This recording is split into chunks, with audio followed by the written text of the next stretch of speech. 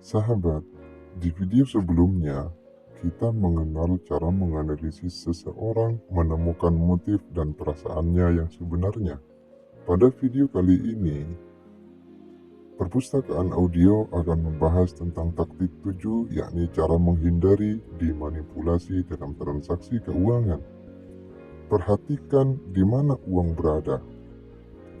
Prinsip sederhana ini dapat melindungi seseorang dari risiko memanipulasi atau penipuan dalam transaksi keuangan.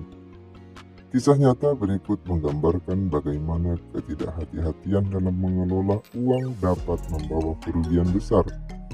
Pada suatu malam, seorang penghuni apartemen dengan sengaja mengusir teman serumahnya sambil berteriak, "Keluar dari sini, dan kamu bisa bekerja keras untuk mendapatkan kembali uang 12 juta yang kupinjam darimu." Kejadian ini terjadi di tengah malam, memaksa korban pergi tanpa tempat tujuan, kecuali menginap di hotel. Bahkan semua perabot korban terpaksa ditinggalkan di trotoar tanpa perlindungan. Dengan cara ini, pria tersebut menyelesaikan rencananya untuk menipu korban sebesar 12 juta. Meski jumlah tersebut mungkin tidak terlalu besar bagi sebagian orang, rasa sakit yang ditimbulkan akibat cara kejamnya tetap membekas di hati korban. Namun, bagaimana jika nominalnya jauh lebih besar? Salah satu contoh adalah seorang kenalan di kampung halaman yang kehilangan uang 400 juta akibat modus serupa. Pada akhirnya, bukan jumlah uang yang menjadi faktor utama, melainkan pola dan taktik yang digunakan para penipu untuk memanfaatkan korban mereka, baik untuk mencuri ratusan ribu rupiah maupun miliaran. Para penipu menggunakan strategi yang hampir sama. Kejadian-kejadian ini memberikan pelajaran berharga, tetapi tanpa pemahaman yang memadai, seseorang dapat dengan mudah terperosok dalam perangkap serupa lagi. Dalam hal ini, pelajaran dari Budi, seorang penipu ulung, memberikan wawasan berharga tentang cara melindungi diri dari eksploitasi keuangan. Menurut Budi, siapa yang memegang uang, dia yang memegang kendali. Begitu kamu menyerahkan uang kepada seseorang sebelum mendapatkan apa yang dijanjikan, kamu kehilangan semua kekuatan. Jadi, jangan pernah lepaskan uangmu sampai kamu benar-benar mendapatkan apa yang kamu inginkan. Pernyataan ini mencerminkan prinsip mendasar kendali berada pada siapa yang memegang uang. Ketika uang diberikan sebelum barang atau layanan diterima, seluruh kendali berpindah tangan.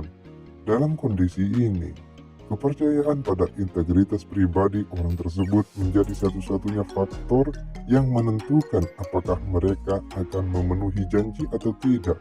Sayangnya, integritas seringkali menjadi barang langka. Jika orang yang memegang uang memutuskan untuk mengingkari janji mereka, tidak banyak yang dapat dilakukan oleh korban selain menerima kehilangan itu sebagai pelajaran pahit. Seperti yang diungkapkan Budi dengan lugas, dia bisa saja menghina atau menipumu dan kamu tidak akan bisa melakukan apa-apa. Contoh-contoh ini menunjukkan betapa pentingnya menjaga kontrol atas uang hingga transaksi selesai dengan baik. Jangan pernah menyerahkan uang kepada siapapun tanpa memastikan bahwa barang atau layanan yang dijanjikan benar-benar diterima. Prinsip ini menjadi panduan yang sangat penting, baik dalam transaksi kecil maupun transaksi besar.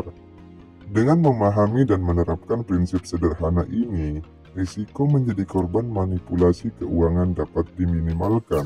Kendali atas uang harus selalu berada di tangan Anda hingga semua persyaratan dalam transaksi terpenuhi. Ini adalah langkah penting untuk melindungi diri dari eksploitasi dan memastikan bahwa uang yang Anda miliki tidak digunakan untuk keuntungan orang lain tanpa alasan yang jelas. Mengapa Anda tidak bisa mendapatkan uangmu kembali? Ketika uang Anda telah diambil secara tidak sah, mungkin Anda berpikir untuk mengambil tindakan tegas seperti menuntut pelaku, menghancurkan reputasinya, atau bahkan mengambil langkah fisik untuk mendapatkan kembali uang Anda. Namun kenyataannya, langkah-langkah ini hampir tidak pernah berhasil. Setelah uang berpindah tangan, kemungkinan besar Anda tidak akan pernah mendapatkannya kembali. Berikut adalah alasan mengapa berbagai bentuk balas dendam cenderung tidak efektif. 1. Saya akan menuntut mereka. Biaya dan waktu terlalu besar. Proses hukum seringkali memakan biaya yang jauh lebih besar dibandingkan jumlah uang yang hilang. Anda harus menghabiskan waktu, tenaga, dan uang untuk menghindari pengadilan yang malah bisa menambah kerugian. Penipu sering bangkrut. Sebagian besar penipu tidak memiliki aset yang dapat disita untuk mengganti kerugian Anda. Mereka biasanya menghabiskan uang hasil penipuan dengan cepat. Hukum tidak mendukung. Banyak celah hukum memungkinkan seseorang menghindari tanggung jawab finansial, terutama jika mereka cerdik dalam memanfaatkan aturan yang ada. Biaya pengacara. Jika Anda melibatkan pengacara, sebagian besar uang yang mungkin Anda dapatkan kembali akan habis untuk membayar jasa mereka. Pada akhirnya, Anda dan pihak lawan sama-sama merasa kalah. Saya akan menghancurkan reputasinya. Misalkan ini adalah yang kedua. Penipu tidak peduli. Kebanyakan penipu sudah memiliki reputasi buruk atau catatan kredit yang jelek. Ancaman untuk menghancurkan nama baik mereka hampir tidak berdampak apa-apa. Yang ketiga, saya akan mengambil tindakan fisik. Risiko besar. Banyak perselisihan soal uang berujung pada tindak kekerasan, bahkan pembunuhan. Mengambil langkah ini dapat mengakibatkan Anda kehilangan kebebasan atau bahkan nyawa. Apakah uang yang hilang benar-benar sepadan dengan risikonya? Ketika Anda merenungkan berbagai alternatif untuk mendapatkan kembali uang Anda akan menyadari bahwa peluang untuk berhasil sangat kecil. Disinilah pentingnya prinsip yang diajarkan oleh Budi. Siapapun yang memegang uang, dia yang memegang kekuasaan. Selama Anda memegang uang, hingga semua janji terpenuhi, Anda berada dalam posisi kuat. Namun begitu, uang berpindah tangan sebelum janji tersebut direalisasikan. Kekuasaan pun berpindah. Mulai saat itu, pihak yang memegang uang memiliki kendali penuh atas situasi dan harapan agar mereka memenuhi janji biasanya berakhir dengan kekecewaan. Contoh kasus penipuan misalnya, ada beberapa situasi di mana Anda mungkin bisa mendapatkan kembali uang Anda setelah ditipu, seperti ketika berurusan dengan bisnis resmi yang memiliki reputasi baik dan stabil secara finansial. Dalam kasus seperti ini, ancaman atau tindakan hukum dapat membantu mengembalikan sebagian kerugian, asalkan keputusan tersebut memiliki aset yang cukup. Namun situasinya akan berbeda jika perusahaan tersebut berada di ambang kebangkrutan. Misalnya, seorang pria di Jakarta pernah menjadi korban penipuan oleh sebuah perusahaan konstruksi kecil. Dia meminta beberapa kontraktor memberikan penawaran untuk merenovasi rumah warisan keluarganya. Salah satu kontraktor menawarkan harga terendah dan berhasil meyakinkannya untuk membayar uang muka sebesar 400 juta dengan alasan untuk membeli bahan-bahan renovasi. Setelah menerima uang tersebut, kontraktor mencairkan ceknya di bank dan langsung kabur dari kota. Polisi tidak pernah berhasil menemukan kontraktor tersebut. Akibatnya, pria itu kehilangan seluruh uangnya dan terpaksa menjual rumahnya untuk melunasi pinjaman bank yang diambilnya untuk membiayai renovasi. Kisah ini menegaskan betapa berbahayanya menyerahkan uang sebelum semua janji terpenuhi. Begitu uang diserahkan, kendali atas situasi berada sepenuhnya di tangan orang-orang lain. Dalam kondisi ini, satu-satunya hal yang dapat diandalkan adalah integritas pihak tersebut. Dan seperti yang sering terjadi, integritas adalah barang yang langka. Untuk melindungi diri dari penipuan keuangan, selalu pastikan untuk memegang kendali atas uang Anda hingga semua persyaratan transaksi benar-benar terpenuhi.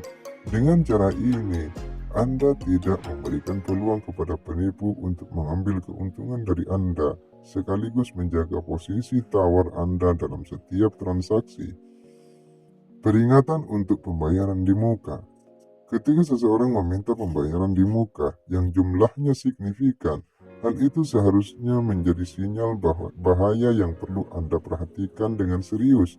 Jangan terburu-buru menyerahkan uang Anda sebelum benar-benar memahami resiko yang terlibat. Permintaan seperti ini sering kali merupakan tanda adanya potensi penipuan yang dapat merugikan secara finansial. Sebelum Anda mengambil keputusan penting untuk mempertimbangkan konsekuensi dengan cermat dan mempertimbangkan alternatif lain, meskipun bekerja sama dengan bisnis yang mapan dan memiliki reputasi baik dapat memberikan rasa aman, tidak semua pihak yang Anda hadapi berada dalam kategori ini. Beberapa mungkin berada di ambang kebangkrutan atau tidak memiliki banyak hal untuk dipertaruhkan. Jika memilih untuk menipu Anda dalam situasi seperti ini, langkah terbaik adalah menjaga uang Anda tetap berada dalam kendali sampai Anda yakin sepenuhnya dengan niat mereka. Jika pihak tersebut menyatakan membutuhkan dana untuk membeli bahan, pastikan Anda mengetahui kebutuhan mereka secara spesifik. Bahkan jika memungkinkan, belilah bahan tersebut sendiri. Jika mereka tidak mampu mendanai bahan pekerjaan mereka sendiri, kecil kemungkinan mereka akan mampu mengembalikan uang Anda jika terjadi masalah. Salah satu langkah paling efektif untuk menghindari penipuan adalah dengan menolak kesepakatan yang mengharuskan pembayaran di muka. Pembayaran di muka seringkali menjadi awal dari berbagai skema penipuan, seperti investasi palsu, saham tanpa nilai, atau jasa renovasi rumah yang tidak jujur.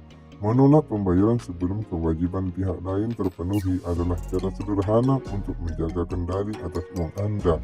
Dengan memegang uang tersebut, Anda memiliki kekuatan untuk memastikan semua janji dan komitmen mereka terpenuhi sebelum melepaskan dana. Namun, jika Anda dihadapkan pada situasi di mana pembayaran di muka tidak dapat dihindari, pastikan Anda mendapatkan jaminan yang jelas dan mengikat secara hukum.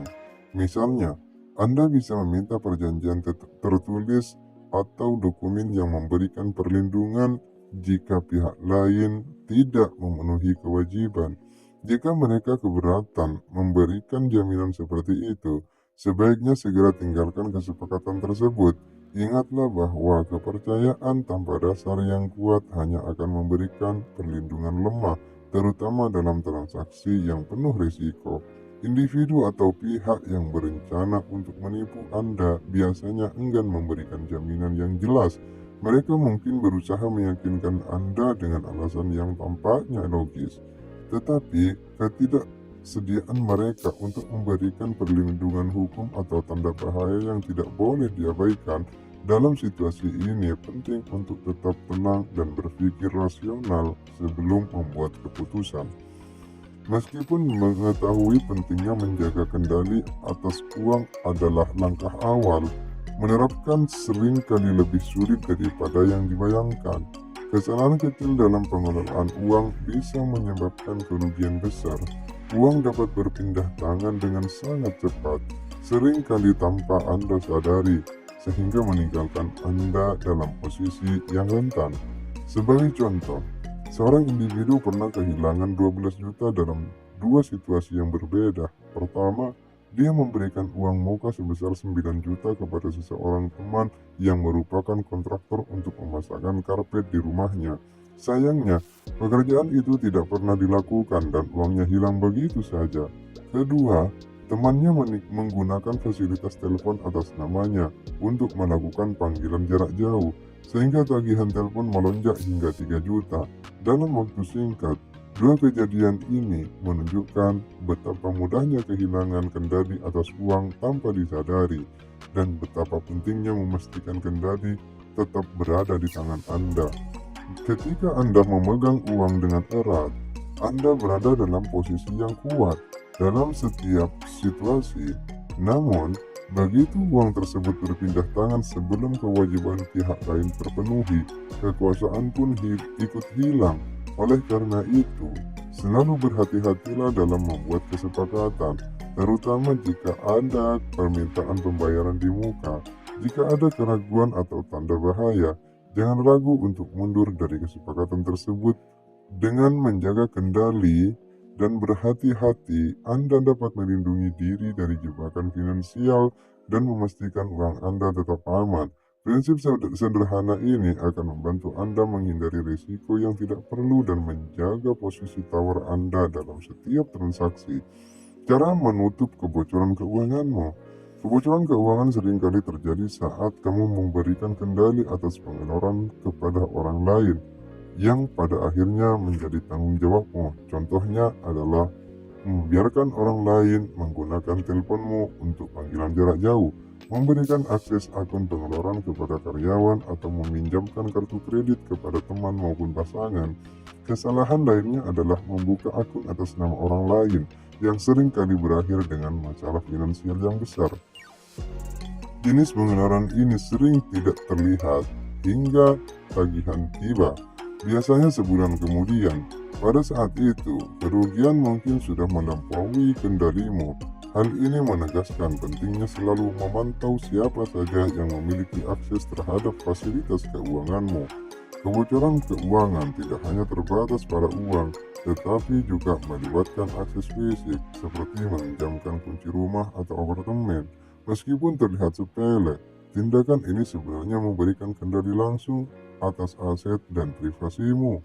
Sebagai contoh, seorang wanita yang putus dengan pasangannya pernah mendapati mantannya menggunakan kunci yang pernah dipinjam untuk mengambil barang-barangnya sebagai bentuk balas dendam. Situasi ini menunjukkan bahwa meminjamkan kunci tanpa pertimbangan matang bisa berujung pada kerugian materi yang signifikan. Simpan kunci rumah atau apartemenmu dengan hati-hati, seperti menjaga harta karun. Memberikan kunci kepada teman, pasangan, keluarga, atau kolega sama saja dengan memberikan mereka akses penuh ke barang-barang pribadimu. Jika hubunganmu dengan mereka memburuk, risiko kehilangan aset atau privasi menjadi nyata dan dapat menimbulkan kerugian yang tidak terduga. Menghindari kesalahan keuangan kecil. Kecerobohan dalam menyetujui pembayaran tanpa menanyakan harga terlebih dahulu juga sering menjadi penyebab hilangnya uang dalam jumlah kecil tetapi konsisten. Membeli barang atau menggunakan jasa tanpa mengetahui biayanya bisa tampak sepele, tetapi jika dilakukan secara terus-menerus, pengeluaran ini dapat terakumulasi menjadi jumlah yang signifikan. Misalnya, jika kamu membeli mobil ke bengkel tanpa terlebih dahulu menyepakati biaya perbaikan, kamu bisa dikenakan biaya yang jauh lebih tinggi daripada yang diantisipasi. Untuk menghindari hal ini, selalu pastikan untuk menanyakan harga atau mencapai kesepakatan biaya di awal. Jangan pernah merasa malu untuk bertanya tentang biaya, baik itu untuk perbaikan layanan maupun barang kecil. Rasa tidak nyaman karena bertanya harga jauh lebih baik dibandingkan dengan kerugian finansial yang mungkin kamu alami jika tidak melakukannya. Bagi mereka yang sering mengunjungi tempat hiburan malam, kehati-hatian ini sangat penting untuk melindungi diri dari penipuan. Salah satu skenario yang sering terjadi adalah ketika seseorang bertemu dengan orang yang tampaknya tertarik pada mereka hanya untuk memanfaatkan kesempatan memesan minuman mahal yang akhirnya menjadi tanggungan tagihanmu. Dengan menanyakan harga sebelumnya, kamu bisa menghindari jebakan semacam ini. Dengan memahami dan menerapkan langkah-langkah sederhana ini, kamu dapat menutup celah yang sering menjadi sumber kebocoran keuangan. Mengelola aset dan bertindak proaktif adalah kunci untuk menjaga stabilitas finansial dan menghindari situasi yang merugikan. Memperlakukan pinjaman dengan hati-hati. Meminjamkan uang kepada teman atau kerabat seringkali dianggap sebagai tindakan baik yang mempererat hubungan. Namun kenyataannya, pinjaman uang justru bisa merusak persahabatan lebih cepat daripada hal lainnya.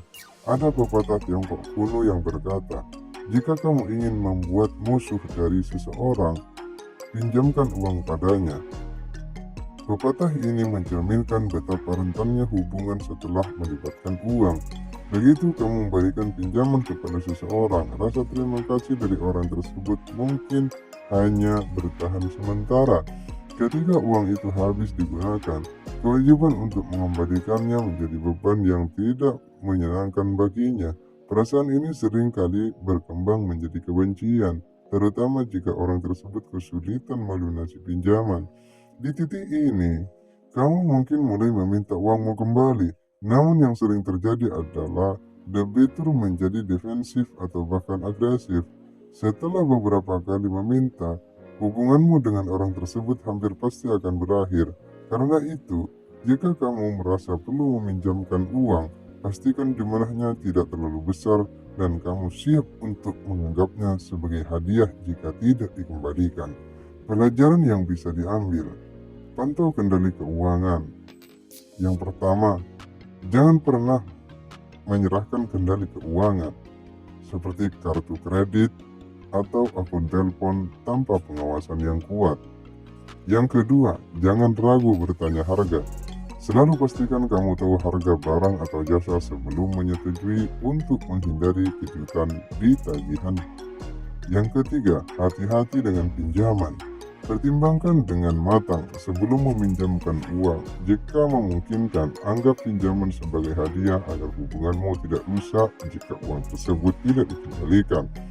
Dengan menerapkan langkah-langkah ini, kamu dapat menutup kebocoran finansial dan menjaga kendali atas uangmu dalam berbagai situasi. Jangan andalkan untuk mendapatkan uangmu kembali.